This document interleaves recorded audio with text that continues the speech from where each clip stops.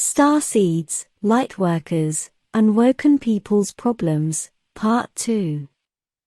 Hello, thank you for joining me for another video. I hope you are all doing very well. I am Mari Swaruu. This is the second part of a series of videos about starseeds and the problems they face on Earth. I recommend you see the first part before this one, as I explained some basic concepts there that may be necessary to understand the next parts. In a few words, a starseed is a soul that has lived and developed outside Earth, having incarnated as several other extraterrestrial biological races before having one or more incarnations as a human. They are classified into two basic categories: wanderers and starseeds, where the first is when a soul has had the tendency to jump from being a member of one species to another many times before and not incarnating many times into the same one. And the second, starseeds, for lack of another name for this subgroup, is when a soul has a strong attachment to one or another star race, having incarnated as one many times before, therefore usually wanting to return to their star group and race they are comfortable with. Anyhow, they face basically the same problems while having a human experience on Earth. I will start with the biggest problem all starseeds face, which is a very large and difficult problem to overcome, and it is frequency and vibrational mismatch. A starseed is most usually a very advanced soul who has lived many incarnations in a much more advanced civilization than the one on Earth, cultures where ethics, spirituality, and overall values are much more just and harmonious as well. In those advanced civilizations and cultures, the personal well-being of each individual is almost guaranteed, so each person lives in as much harmony as possible, and in a nurturing society where it can develop to its full potential. Even though there may be, and still are, many problems there as well, they generally do not compare to the ones on Earth, and the hardship they cause. As I've explained in other videos, everything is consciousness and everything is energy, and it always works in terms of volume, vibration, and frequency. And each thought a conscious being is having is a frequency in itself, and if it is consistent enough, it will end up dictating the overall vibration of that being or person.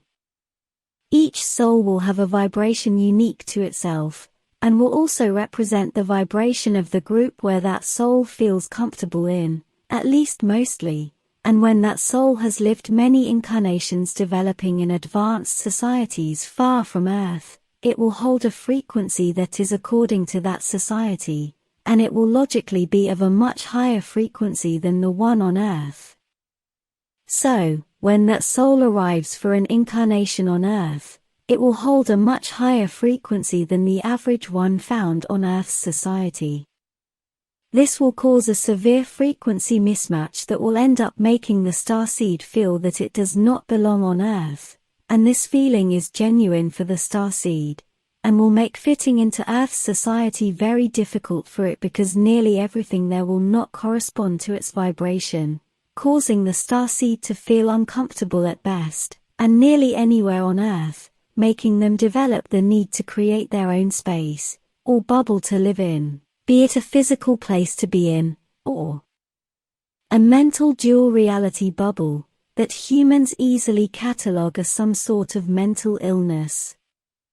This is a problem that is very easy to understand if you observe it in terms of energy, frequency, and vibration, where a starseed is holding a different vibration than the average, therefore not fitting into that society because it is not more of the same, and it does not fit in, and never will. Now, let us observe the problem closely, and only in terms of energy flow dynamics. Most starseeds hold a much higher frequency than the one average people on Earth have. In order to achieve and hold a higher frequency, you need more energy, so starseeds on Earth have a much higher energy soul pattern, including frequency and vibration, than the average person. Do not confuse soul vibration energy with physical body energy. Although they are related, they are not the same thing. When you introduce something containing high energy into a field of low energy, that field will tend to automatically drain whatever is containing that high energy, and distribute its excess into itself, disobeying the principle of dominant frequency, which states that it will transform all other frequencies into more of itself. All people are in an energy field where we are all connected energetically, so when a starseed finds itself in a group of people who are not like-minded, therefore of another frequency, it will not only feel uncomfortable, but what is worse, its high energy vibration will flow from the starseed to the group of people it is in. The field will want to equalize the energy of everything that is inside it, therefore the starseed will feel energetically drained by the experience of having been in a group of people who hold a lower vibration. As a starseed, if you find yourself in a group of people, or in a place that is energetically lower than your own, you will feel drained and tired, because the people that surround you are literally feeding from your energy. This is only logical, and this is why starseeds tend to protect their energy, needing much alone time, and retreating to the places where they feel most comfortable in. During any relationship, especially if it is an intimate one, the energy will flow from the high vibrational being towards the lower vibrational one, where the first will feel drained, and the second will feel invigorated. In psychological terms, this is exactly why a narcissistic individual, partner or whatever, will want to be around, or next to a high-frequency empath person, who usually are people pleasers, as they give the first their narcissistic supply of attention. The people pleaser will feel abused, ignored, and with their needs unfulfilled, while the narcissist will want to continue to be around the empath, because it makes him or her feel good. See this starseed and high-frequency people problem in terms of physics, using the law of thermodynamics. Whatever is hot, meaning more energy, will tend to dissipate its excess heat into the field that surrounds it until its temperature reaches the average. The first law of thermodynamics states that the total energy in a system will remain constant, although it may be converted from one form to another. The second law of thermodynamics states that heat always moves from hotter objects with more energy to colder objects, unless energy some way is supplied to reverse the direction of heat flow.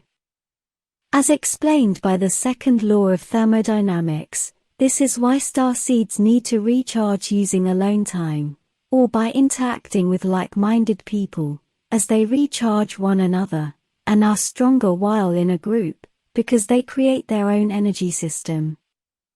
If you are a high-vibration being, starseed or whatever you like to call yourself, you hold a lot of energy, you are that energy, and people with less vibrational energy will always want yours, consciously or unconsciously they will want it, and this is why you must learn to protect your energy, that is to protect yourself, know this.